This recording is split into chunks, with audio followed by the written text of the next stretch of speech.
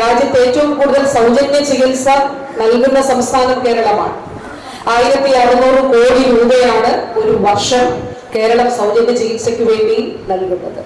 അതിൽ കേന്ദ്രം നൽകുന്ന തുക 138 കോടി മാത്രമാണ്. നമ്മളൊന്ന് ആലോചിച്ച് നോക്കണം, അത് 7% താഴെ മാത്രമാണ്. വർഷത്തിൽ 60-40 എന്നുള്ള നിലയിൽ സംസ്ഥാനത്തിന് ലഭിക്കേണ്ടതാണ്. പക്ഷെ നമുക്ക് 7% മാത്രമാണ് ലഭിക്കുന്നത്. 1600 കോടി രൂപയാണ് ഓരോ വർഷവും സംസ്ഥാനം ചെലവഴിക്കുന്നത്.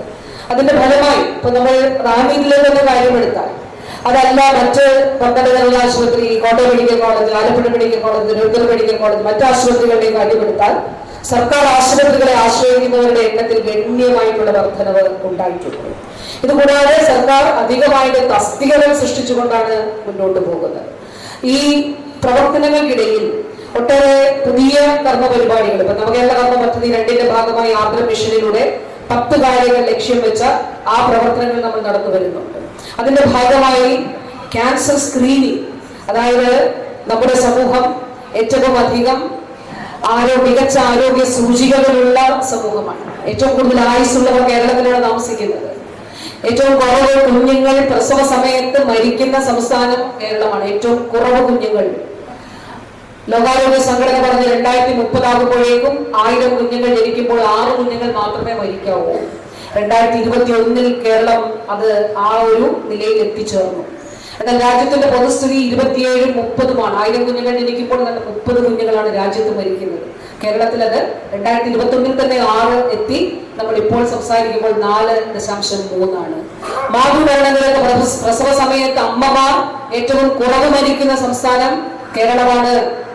അപ്പോൾ മികച്ച പൊതുജനാരോഗ്യ സൂചികൾ, അത് 1, 2, 3 വർഷത്തെ പ്രവർത്തനത്തിന്റെ ഫലമായിട്ടല്ല, പതിറ്റാണ്ടുകളായിട്ടുള്ള നവോത്ഥാന കാലഘട്ടത്തിൽ തുടങ്ങി പിന്നീട് വിവിധ സർക്കാരുകളുടെ കാലഘട്ടത്തിലുള്ള വളരെ സാർവത്രിക വിദ്യാഭ്യാസ നിയമമൊക്കെ ഉൾപ്പെടെയുള്ള ഭൂപരിഷ്കരണ നിയമമൊക്കെ ഉൾപ്പെടെയുള്ള വിപ്ലവകരങ്ങളായിട്ടുള്ള നിയമനിർമ്മാണങ്ങളിലൂടെ നാം ആർജിച്ച സാമൂഹ്യ പുരോഗതിയുടെ ഫലമായിട്ടാണ്.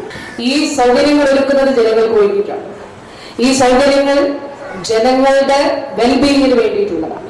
അത് പൂർണ്ണമായ നിലയിൽ സർക്കാർ നയത്തിന്റെ അടിസ്ഥാനത്തിൽ ജനങ്ങൾക്ക് ലഭിക്കുന്നു എന്നുള്ളത് ഉറപ്പാക്കുക എന്നുള്ളതാണ് നമ്മുടെ ഓരോരുത്തരുടെയും ഉത്തരവാദിത്വം എന്നുള്ളത് നാം കാണേണ്ടതായിട്ട് ഉണ്ട്.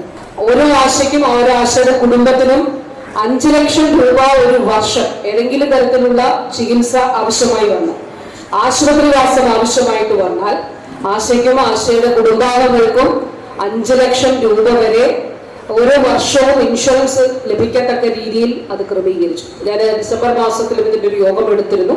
ഏതാണ്ട് എല്ലാ ആശമാരും അതിൽ ഉൾപ്പെട്ടിട്ടുണ്ട് എന്നുള്ളതാണ് SMD പറഞ്ഞത്. ആരെങ്കിലും വിട്ടുപോയിട്ടുണ്ടെങ്കിൽ ബാക്കിയുള്ളവരെ കൂടി അതിൽ ഉൾപ്പെടുത്തണം എന്ന് പറയുകയുണ്ടായി. അങ്ങനെ എല്ലാ മേഖലയുമായിട്ട് ബന്ധപ്പെട്ട് 2021 സൗജന്യ ഇൻഷുറൻസിന്റെ ക്ലെയിം നമുക്ക് ലഭിച്ചിരുന്നത് സംസ്ഥാനത്ത് മൊത്തം 2.5 ലക്ഷമാണ്. 2024 കഴിഞ്ഞ വർഷം നമുക്ക് ഒറ്റ വർഷം ലഭിച്ച ഇൻഷുറൻസിന്റെ ക്ലെയിം എത്രയാണെന്ന് അറിയാമോ? 6.25 ലക്ഷം ക്ലെയിമുകളാണ്. അതായത് 2021 സൗജന്യ ചികിത്സ നേടിയവരുടെ എണ്ണം 2.5 ലക്ഷം, 2.5 ലക്ഷം. 2024 സൗജന്യ ചികിത്സ നേടിയവരുടെ എണ്ണം 6.25 ലക്ഷം. 3 ഇരട്ടിയായിട്ട് വർധനവ് ഉണ്ടായിട്ടുണ്ട്. അപ്പൊ തീർച്ചയായിട്ടും നമ്മൾ നമ്മുടേതായിട്ടുള്ള സാമ്പത്തിക ബുദ്ധിമുട്ട് ഈ കാര്യങ്ങൾ മുന്നോട്ട് കൊണ്ടുപോകുന്നതിന് വേണ്ടിയിട്ടാണ് ശ്രമിച്ചുകൊണ്ട് ഇരിക്കുന്നത്. പുതിയ സംവിധാനങ്ങൾ ഏർപ്പെടുത്തി മുന്നോട്ട് പോകുന്നതിന് ശ്രമിക്കുന്നു.